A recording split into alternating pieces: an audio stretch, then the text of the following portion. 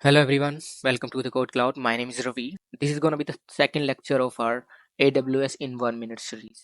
Today we will talk about Amazon S3, which is Simple Storage Service. Amazon Simple Storage Service is an object storage that offers industry leading scalability, data availability, security, and performance. Amazon S3 is the storage for the internet. You can use Amazon S3 to store and retrieve any amount of data at any time from anywhere on the web.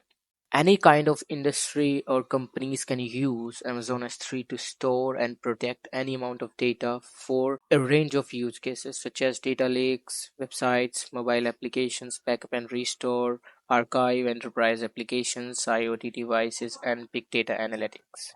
Amazon S3 provides management features so that you can optimize, organize, and configure access to your data to meet your specific business, organizational, and compliance requirements.